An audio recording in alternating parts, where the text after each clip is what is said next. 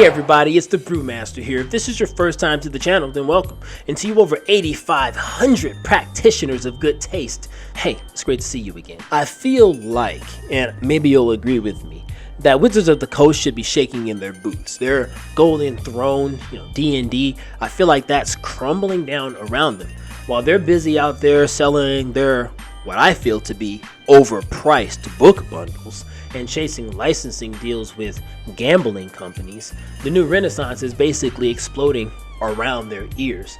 Indie devs are springing up like weeds, sharpening their blades, just snatching up all the disgruntled fans that D&D betrayed, essentially.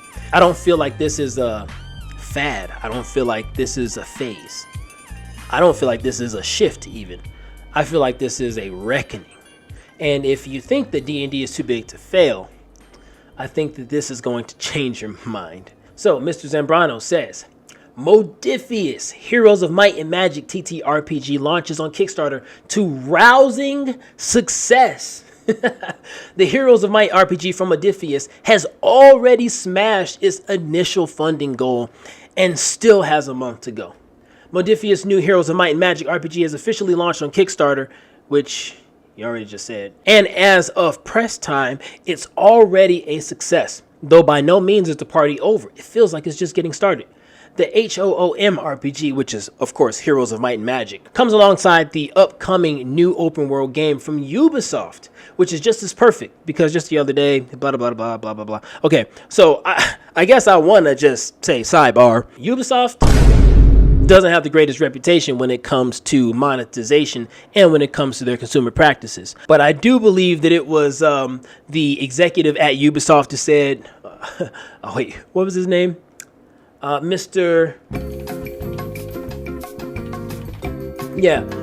Philippe Tremblay, who said that players need to get used to not owning their games. I don't remember asking you a goddamn thing. And I just hope that that mindset doesn't somehow permeate Modiphius just through osmosis. He goes on to say in the article, the Heroes of Might and Magic RPG is a tabletop adaptation based on HOMM 3, the restoration of Arathia. And that kind of specificity is wonderful because it tells me the developers not only know what they're doing, but they're investing in the weirdo nerd details of the setting, which is what you want. And I do have to say, Modiphius does a very good job adapting their licenses, making the kinds of games that fans of that license actually geek out over. Some of the details in the Fallout book, for instance, were details that not even myself, as a fan who's played every single iteration of every single game with and without mods, and I still didn't know a lot of the stuff that was in those books. And so it does seem like in the gaming industry lately, a lot of companies have sort of taken these IPs and made games that are not just bad, but are just so off the mark. Like, who is this appealing to? Or they're so political that the gameplay systems actually suffer from it. Think of something like the most recent Dragon Age game, right? So I have to say that if you're a fan of Heroes of Might and Magic, then your game is gonna be in good hands. He goes on to talk about how HOMM could very well be a generic world like anything else, but that is the details that separate it out from other fantasy settings. And in Heroes of Might and Magic, that means focusing on conflict, because part of what makes HOMM such a beloved series of games is the idea that you're playing big dang heroes leading armies to victory. You'll play the commander, someone important enough to have their own unique character model and abilities if this was a video game. So you're basically playing the hero character of a video game. And to that end, you can expect the RPG to be more epic. There's this little blurb here that kind of explains what the game is about. And listen to this. Heroes are capable of single-handedly crushing entire army units by using might or magic. The battles you participate in are not static clashes of soldiers, but tactical wars of wit fought to capture strategic objectives. Together, build and expand your domain until your army is filled with legendary beings, angels, demons, and more. So you're gonna be essentially playing a hero that's sweeping across the battlefield, taking out entire army units. And this sort of mass combat is something that people have been asking of D&D for a long time. And even as of the 2024 iteration, we have not been yet furnished with a system that gives us real sound mechanics for running large scale combat like this, where you are on a battlefield trying to capture objectives and you're playing a hero that's single-handedly wiping through entire units, a la Dynasty Warriors or Hyrule Warriors, those styles of video games. And I love how it just gives into the fact that you are this godlike character right from the bat. You don't start off as like level 1 and then suddenly through 6 weeks of adventuring, now you're level 10 and now you have godlike abilities. Like, there's no weirdness there. He goes on to say that the best part is you don't even have to wait until the Kickstarter is done and hits the expected release date of December 25th. And I love how you put in quotes here, so probably March or April of 2026, which, another sidebar, he's probably right. What is with game delays lately? Like, you've got games that come out right when they say they're going to, but I feel like that's a small percentage. Most games, they're getting 1 year, 2 year, 3 year, 4 year, 5 year delays. I mean, Star Citizen, that shit still ain't came out yet. So like, when did this become a norm? I mean, Grand Theft Auto just got delayed, for instance. So I do feel like it's starting to get a little bit out of hand. Why even bother announcing the game to begin with? But what I will say is that if we go to Drive-Thru RPG, you will find that there is a 62-page playtest document with everything that you need to know for absolutely free. And we go to the actual Kickstarter page. Look at this. They only asked for a pledge of $44,000 US, $45,000 US. That is insane. But this comes back to why I love independent companies like this, because when you're somebody like Hasbro, Wizards of the Coast, when you come out with that game, oh my God, you have to sell 2, 3, 4 million units, because the cost of making that game, you have thousands of developers and thousands of people in the pipeline from inception to the final product with the book, that comes out. And so in order to even break even, you have to make a certain amount of money, sometimes millions of dollars. And then you have to sell above and beyond that to start making profit. So every single project has to be a mega hit, because of course, the executives aren't going to take a pay cut. So if it underperforms, then people are going to lose their jobs so that the suits can keep their same cut. And so what this leads to is fear that, okay, well, we need to now reach the most amount of people. We can't take risks. We can't actually make a game that focuses on a niche audience, because, dear God, if we do that, we're going to lose all these people and our product is going to be a bust and we're all going to be out of job.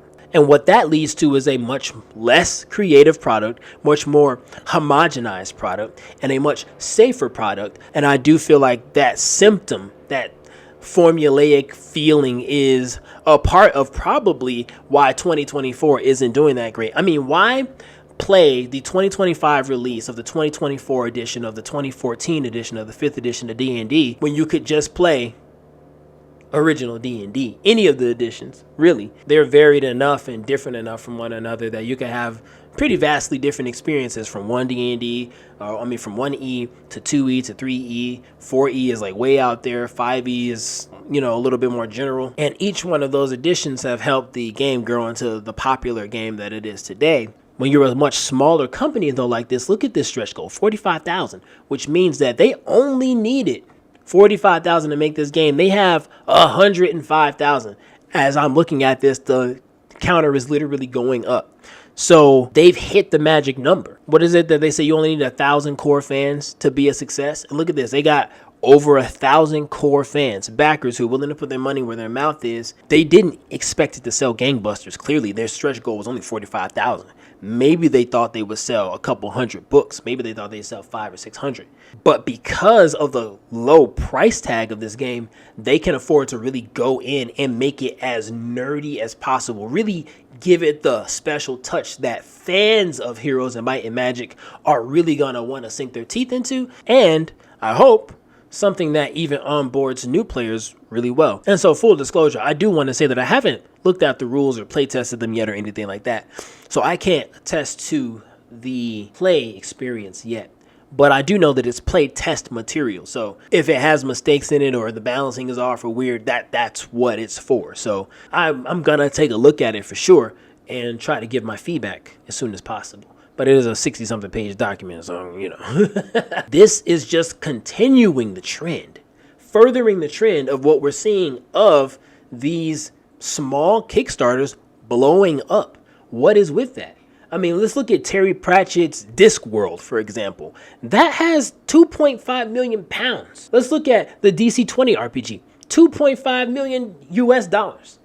Draw Steel, $4.6 million, 30,000 backers. So if I'm looking at Draw Steel, like listen, I'm a executive at WotC or at Hasbro, and I'm looking at Draw Steel, pull down 30,000 backers. I'm looking at the Dungeon Coach pulling down 20,000 backers. And then I'm looking at my 3,500 that I sold. You gotta be thinking like, that's a little concerning. And I would not be surprised if they are getting nervous, because you will hear people say that a rising tide raises all boats, and that if D&D is doing well, then every other RPG is doing well, and that when D&D isn't doing well, then other RPGs do suffer from that. I do think that that is maybe still true, at least a little bit. But to the extent that it used to be, absolutely not. We no longer live in a world where people are unaware of tabletop RPGs, probably to the detriment of D&D in the long run. 5e did an excellent job bringing in millions of people to the hobby, where it may have been true before that D&D doing well made other games do well. I do think that that was more at a time where there wasn't the internet. You know, that was the 70s, the 80s, 90s, the early 2000s.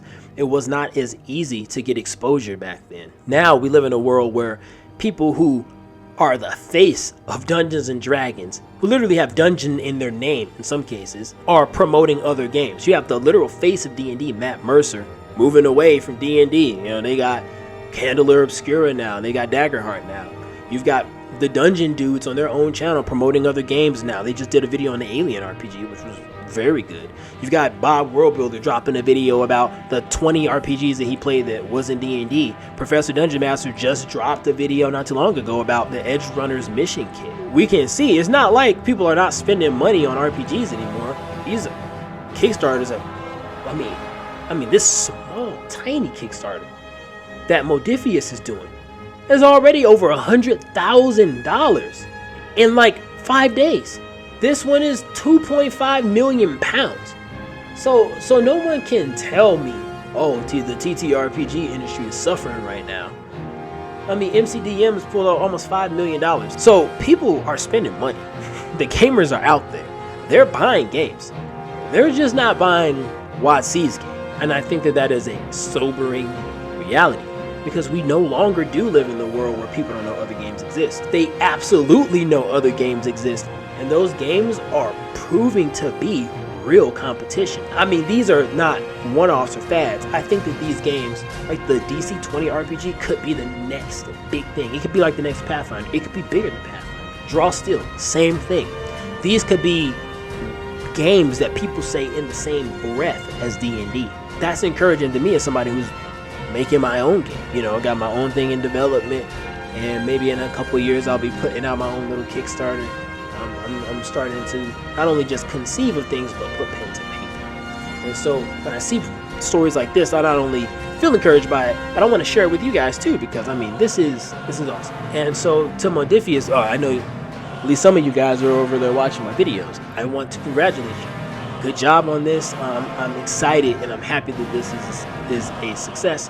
Also, I did get your books. Thank you. I'm reading them and currently processing them and doing some play tests and coming up with a review on what I think about this. So that's something that all of you can look forward to. But yeah, thanks Modiphius for the gift. Also, I am a professional game master. So if you're looking for me to run any games for you, possibly Dreams and Machines, or any of the other games that you can see on my shelf. And then I also have dozens of more games in PDF form.